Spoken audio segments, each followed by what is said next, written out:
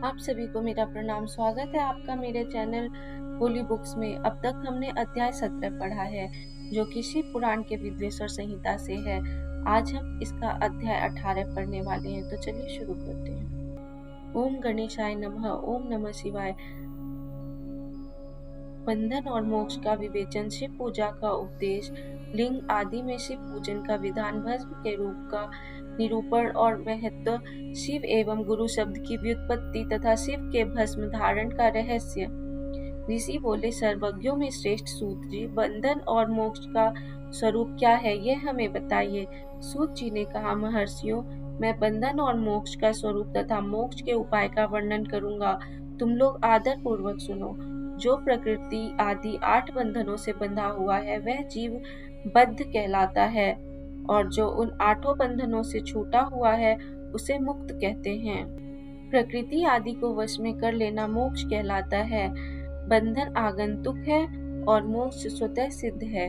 बद्ध जीव जब बंधन से मुक्त हो जाता है, तब उसे मुक्त जीव कहते हैं। प्रकृति, बुद्धि, त्रिगुणात्मक अहंकार और 5 तन मात्राएं, इन्हें ज्ञानी पुरुष प्रकृत्याद्यष्टक मानते हैं। प्रकृति आदि 8 तत्वों के समूह से देह की उत्पत्ति हुई है। देह से कर्म उत्पन्न होता है और फिर कर्म से नूतन देह की उत्पत्ति होती है। इस प्रकार बारंबार जन्म और कर्म होते रहते हैं। शरीर को स्थूल, सूक्ष्म और कारण के भेद से 3 प्रकार का जानना चाहिए। स्थूल शरीर व्यापार कराने वाला, सूक्ष्म शरीर इंद्रिय भोग प्रदान कराने वाला तथा कारण शरीर आत्मानंद की अनुभूति कराने वाला कहा गया है। जीव को उसके प्रारब्ध कर्मानुसार सुख दुख प्राप्त होते हैं। वह अपने पुण्य कर्मों के फलस्वरूप सुख और पाप कर्म के फलस्वरूप दुख का उपभोग करता है। अतः कर्म पाश से बंधा हुआ जीव अपने त्रिविध शरीर से होने वाले शुभाशुभ कर्मों द्वारा सदा चक्र की भांति बारंबार घुमाया जाता है।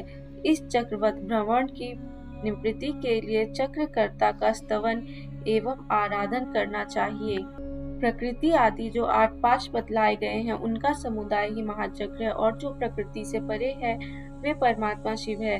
भगवान महेश्वर ही प्रकृति आदि महाचक्र के कर्ता हैं, क्योंकि वे प्रकृति से परे हैं। जैसे बकायन नामक वृक्ष का थाला जल को पीता है और उगलता है, उसी प्रकार शिव प्रकृति आदि को अपने वश में करके उस पर शासन करते हैं। उन्होंने सबको वश में कर लिया है, इसलिए वे शिव कहे गए हैं।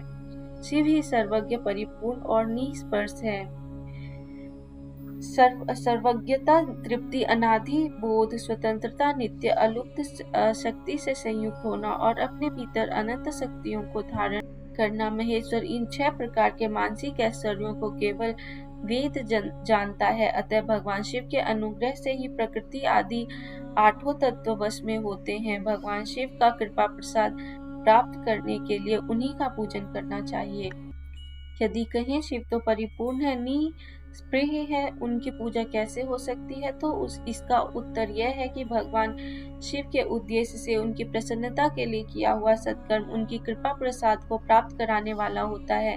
शिवलिंग में शिव की प्रतिमा में तथा शिव भक्त जनों में शिव की भावना करके उनकी प्रसन्नता के लिए पूजा करनी चाहिए। वह पूजन शरीर से, मन से, वाणी से और धन से भी किया जा सकता है। उस पूजा से महेश्वर शिव जो प्रकृति से परे हैं, पूजक पर विशेष कृपा करते हैं और उनका वह कृपा प्रसाद सत्य होता है। शिव की कृपा से कर्म आदि सभी बंधन अपने वश में हो जाते हैं। कर्म से लेकर प्रकृति पर्यंत सब कुछ जब वश में हो जाता है, तब वह जीव मुक्त कहलाता है और स्वात्मा राम रूप से विराजमान होता है। परमेश्वर शिव की कृपा से जब कर्मजनित शरीर अपने वश में हो जाता है, तब भगवान शिव के लोक में निवास का सौभाग्य प्राप्त होता है। इसी को सालोक्य मुक्ति कहते हैं। जब तन्मात्राएं वश में हो जाती है, तब जीव जगदम्बा सहित शिव का सामीप्य प्राप्त कर लेता है। यह सामीप्य मुक्ति है। उसके आयुध आदि और क्रिया आदि सब कुछ भगवान शिव के समान हो जाते हैं। भगवान का महाप्रसाद प्राप्त होने पर बुद्धि भी वश में हो जाती है। बुद्धि प्रकृति का कार्य है, उसका वश में होना शास्त्रीय मुक्ति कहा गया है। पुनः भगवान का महान अनुग्रह प्राप्त होने पर प्रकृति वश में हो जाएगी। उस समय भगवान शिव का मानसिक ऐश्वर्य बिना यत्न के ही प्राप्त हो जाएगा। सर्वज्ञता और तृप्ति आदि जो शिव के ऐश्वर्य हैं, उन्हें पाकर मुक्त पुरुष अपने आत्मा में ही विराजमान होता है। वेद और शास्त्रों में विश्वास रखने वाले विद्वान पुरुष इसी को सायुज्य मुक्ति कहते हैं। इस प्रकार लिंग आदि में शिव की पूजा करने से क्रमशः मुक्ति स्वतः प्राप्त हो जाती है। इसलिए शिव का कृपा प्रसाद प्राप्त करने के लिए तत्संबंधी क्रिया आदि द्वारा उन्हीं का पूजन करना चाहिए। शिव क्रिया, शिव तप, शिव मंत्र जप, शिव ज्ञान और शिव ध्यान के लिए सदा उत्तरोत्तर अभ्यास बढ़ाना चाहिए। प्रतिदिन प्रातः काल से रात को सोते समय तक और जन्म काल से लेकर मृत्यु पर्यंत सारा समय भगवान शिव के चिंतन में ही बिताना चाहिए। सद्योजातादि मंत्रों तथा नाना प्रकार के पुष्पों से जो शिव की पूजा करता है, वह शिव को ही प्राप्त होगा। ऋषि बोले, उत्तम व्रत का पालन करने वाले सूत जी, लिंग आदि में शिव जी की पूजा का क्या विधान है, यह हमें बताइए। सूत जी ने कहा, द्विजों, मैं लिंगों के क्रम का यथावत वर्णन कर रहा हूँ, तुम सब लोग सुनो। वह प्रणव ही समस्त अभीष्ट वस्तुओं को देने वाला प्रथम लिंग है। उसे सूक्ष्म प्रणव रूप समझो। सूक्ष्म लिंग निष्कल होता है और स्थूल लिंग सकल। पंचाक्षर मंत्र को ही सूक्ष्म लिंग कहते हैं। उन दोनों प्रकार के लिंगों का पूजन तप कहलाता है। वे दोनों ही लिंग साक्षात मोक्ष देने वाले हैं। पौरुष लिंग और प्रकृति लिंग के रूप में बहुत से लिंग हैं। उन्हें भगवान शिव ही विस्तार पूर्वक बता सकते हैं, दूसरा कोई नहीं जानता। पृथ्वी के विकारभूत जो लिंग ज्ञात हैं, उनको मैं तुम्हें बता रहा हूँ। उनमें स्वयं भूलिंग प्रथम है, दूसरा बिंदु लिंग, तीसरा प्रतिष्ठित लिंग, चौथा चरलिंग और पांचवा गुरुलिंग है। देव ऋषियों की तपस्या से संतुष्ट हो उनके समीप प्रकट होने के लिए पृथ्वी के अंतर्गत बीज रूप से व्याप्त हुए भगवान शिव वृक्षों के अंकुर की भांति भूमि को भेद कर नादलिंग के रूप में व्यक्त हो जाते हैं। वे सदैव व्यक्त हुए शिव ही स्वयं प्रकट होने के कारण स्वयंभू नाम धारण करते हैं। ज्ञानी जन उन्हें स्वयंभूलिंग के रूप में जानते हैं। उस स्वयंभूलिंग की पूजा से उपासक का ज्ञान स्वयं ही बढ़ने लगता है। सोने चांदी आदि के पत्र पर, भूमि पर अथवा वेदी पर अपने हाथ से लिखित जो शुद्ध प्रणव मंत्र रूप लिंग है, उसमें तथा मंत्र लिंग का आलेखन करके उसमें भगवान शिव की प्रतिष्ठा और आवाहन करें। ऐसा बिंदु नाद में लिंग स्थावर और जंगम दोनों ही प्रकार का होता है। इसमें शिव का दर्शन भावनामय ही है, ऐसा निसंदेह कहा जा सकता है। जिसको जहाँ भगवान शंकर के प्रकट होने का विश्वास हो, उसके लिए वहीं प्रकट होकर वे अभीष्ट फल प्रदान करते हैं। अपने हाथ से लिखे हुए यंत्र में अथवा अकृत्रिम स्थावर आदि में भगवान शिव का आवाहन करके 16 उपचारों से उनकी पूजा करे। ऐसा करने से साधक स्वयं ही ऐश्वर्य को प्राप्त कर लेता है और इस साधन के अभ्यास से उसको ज्ञान भी होता है। देवताओं और ऋषियों ने आत्मसिद्धि के लिए अपने हाथ से वैदिक मंत्रों का उच्चारण पूर्वक शुद्ध मंडल में शुद्ध भावना द्वारा जिस उत्तम शिवलिंग की स्थापना की है, उसे पौरुष लिंग कहते हैं तथा वही प्रतिष्ठित लिंग कहलाता है। उस लिंग की पूजा करने से सदा पौरुष ईश्वर की प्राप्ति होती है। महान ब्राह्मण और महाधनी राजा किसी कारीगर से शिवलिंग का निर्माण कराकर जो मंत्र पूर्वक उसकी स्थापना करते हैं, उनके द्वारा स्थापित हुआ वह लिंग भी प्रतिष्ठित लिंग कहलाता है, किंतु वह प्राकृतिक लिंग है, इसलिए प्राकृत ऐश्वर्य भोग को ही देने वाला होता है। जो शक्तिशाली और नित्य होता है उसे पौरुष कहते हैं तथा जो दुर्बल और अनित्य होता है वह प्राकृत कहलाता है। लिंग नाभि, जीवा, नासाग्र भाग और शिखा के क्रम से कटी हृदय और मस्तक तीनों स्थानों में जो लिंग की भावना की गई है, उस आध्यात्मिक लिंग को ही चरलिंग कहते हैं। पर्वत को पौरुष लिंग बताया गया है और भूतल को विद्वान द्वारा पुरुष प्राकृतिक लिंग मानते हैं। वृक्ष आदि को पौरुष लिंग जानना चाहिए और गुल्म आदि को प्राकृतिक लिंग, साठी नामक धान्य को प्राकृतिक लिंग समझना चाहिए और शाली एवं गेहूं को पौरुष लिंग, अणिमा आदि 8 सिद्धियों को देने वाला जो ऐश्वर्य है उसे पौरुष ऐश्वर्य जानना चाहिए। सुंदर स्त्री तथा धन आदि विषयों को आस्तिक रूप पुरुष प्राकृत ऐश्वर्य कहते हैं। चरलिंगों में सबसे प्रथम रसलिंग का वर्णन किया गया है। रसलिंग ब्राह्मणों को उनकी सारी अभिष्ट वस्तुओं को देने वाला है। शुभ कारक बाणलिंग क्षत्रियों को महान राज्य की प्राप्ति कराने वाला है। सुवर्णलिंग वैश्यों को महाधन पति का प्रदान करने वाला है तथा सुंदर शिवलिंग शूद्रों को महाशुद्धि देने वाला है। स्फटिकमय लिंग तथा बाणलिंग सब लोगों को उनकी समस्त कामनाएं प्रदान करते हैं। अपना ना हो तो दूसरे का स्फटिक या बाणलिंग भी पूजा के लिए निषिद्ध नहीं है।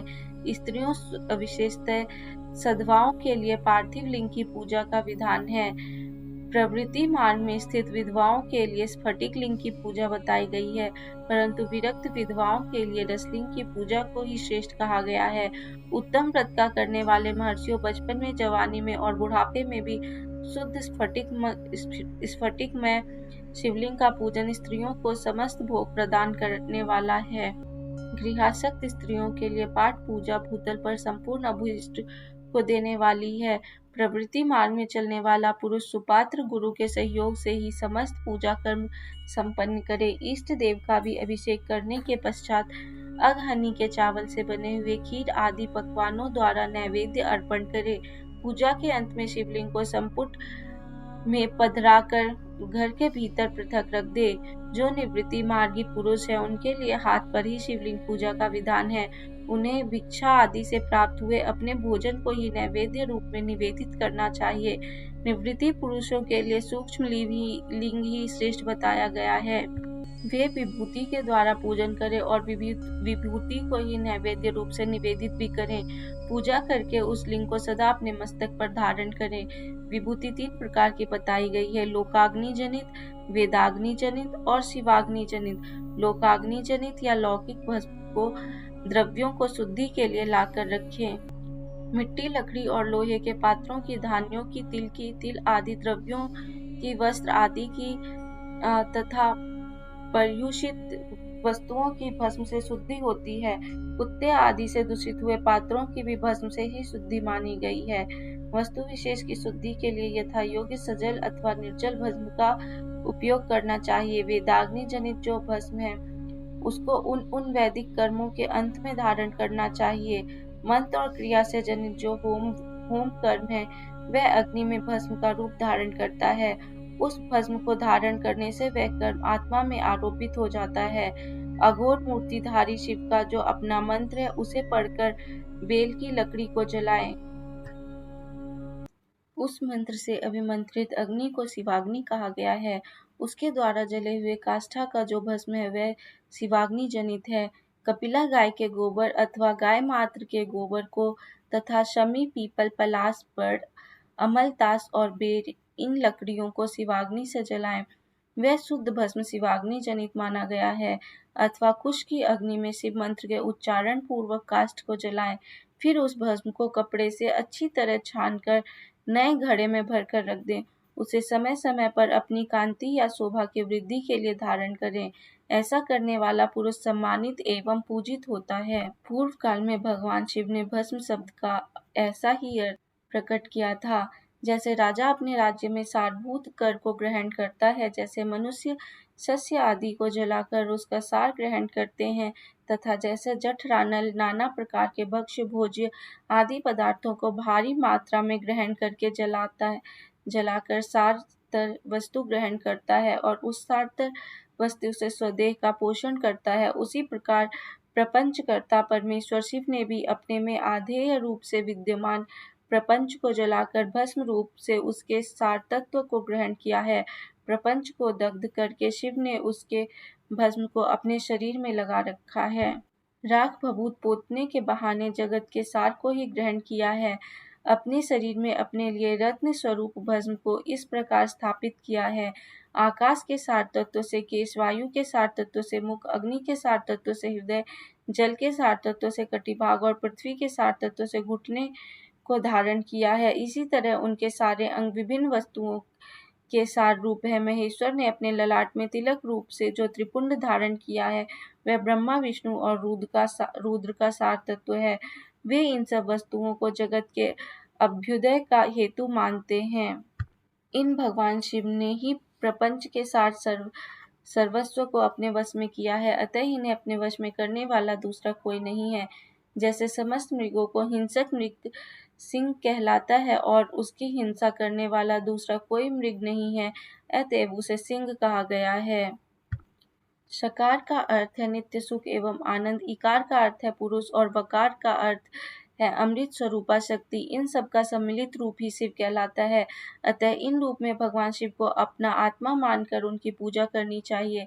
अतः पहले अपने अंगों में भस्म मले, फिर ललाट में उत्तम त्रिपुंड धारण करें पूजा काल में सजल भस्म का उपयोग होता है और द्रव्य शुद्धि के लिए निर्जल भस्म का। गुणातीत परम शिव राजस आदि स्वीकार गुणों का अवरोध करते हैं, दूर हटाते हैं, इसलिए वे सबके गुरु रूप का आश्रय लेकर स्थित हैं। गुरु विश्वासी शिष्यों के तीनों गुणों को पहले दूर करके फिर उन्हें शिव तत्व का बोध कराते हैं, इसलिए गुरु कहलाते हैं। गुरु की पूजा परमात्मा शिव की ही पूजा है। गुरु के उपयोग से बचा हुआ सारा पदार्थ आत्म शुद्धि करने वाला होता है। गुरु की आज्ञा के बिना उपयोग में लाया हुआ सब कुछ वैसा ही है जैसे चोर चोरी करके लाए हुए वस्तु का उपयोग करता है। गुरु से भी विशेष ज्ञानवान पुरुष मिल जाए तो वह उसे भी यत्न पूर्वक गुरु बना लेना चाहिए। अज्ञान रूपी बंधन से छूटना ही जीव मात्र के लिए साध्य पुरुषार्थ है। अतः जो विशेष ज्ञानवान है वही जीव को उस बंधन से छुड़ा सकता है। जन्म और मरण रूप द्वंद्व को भगवान शिव की मायने ही अर्पित किया है। जो इन दोनों को शिव की माया को ही अर्पित कर देता है वह फिर शरीर के बंधन में नहीं पड़ता। जब तक शरीर रहता है तब तक जो क्रिया के ही अधीन है वह जीवबद्ध कहलाता है। स्थूल, सूक्ष्म और कारण तीनों शरीरों को वश में कर लेने पर जीव का मोक्ष हो जाता है, ऐसा ज्ञानी पुरुषों का कथन है। माया चक्र के निर्माता भगवान शिव ही परम कारण है। वे अपनी माया के दिए हुए द्वंद्व का स्वयं ही परिमार्जन करते हैं। अतः शिव के द्वारा कल्पित हुआ द्वंद्व उन्हीं को समर्पित कर देना चाहिए। जो शिव की पूजा में तत्पर हो वह मौन रहे, सत्य आदि गुणों से संयुक्त हो तथा क्रिया, जप, तप, ज्ञान और ध्यान में से एक एक का अनुष्ठान करता रहे। ऐश्वर्य, दिव्य शरीर की प्राप्ति, ज्ञान का उदय, अज्ञान का निवारण और भगवान शिव के सामीप्य का लाभ, यह क्रमशः क्रिया आदि के फल हैं। निष्काम कर्म करने से अज्ञान का निवारण हो जाने के कारण शिव भक्त पुरुष उसके यथोक्त फल को पाता है। शिव भक्त पुरुष देश काल, शरीर और धन के अनुसार यथा योग्य क्रिया आदि का अनुष्ठान करे। न्यायोपार्जित उत्तम धन से निर्वाह करते हुए विद्वान पुरुष शिव के स्थान में निवास करे। जीव हिंसा आदि से रहित और अत्यंत क्लेश शून्य जीवन बिताते हुए पंचाक्षर मंत्र के जप से अभिमंत्रित अन्न और जल को सुख स्वरूप माना गया है। अथवा कहते हैं कि दरिद्र पुरुष के लिए भिक्षा से प्राप्त हुआ अन्न ज्ञान देने वाला होता है। शिव भक्त को भिक्षान्न प्राप्त हो तो वह शिव भक्ति को बढ़ाता है। शिव योगी पुरुष भिक्षान्न को शंभु सत्र कहते हैं। जिस किसी भी उपाय से जहाँ कहीं भी भूतल पर शुद्ध अन्न का भोजन करते हुए सदा मौन भाव से रहे और अपने साधन का रहस्य किसी पर प्रकट न करे, भक्तों के समक्ष ही शिव के महात्म्य को प्रकाशित करें। शिव मंत्र के रहस्य को भगवान शिव ही जानते हैं, दूसरा नहीं। यहाँ पर हमारा अध्याय 18 भी समाप्त होता है।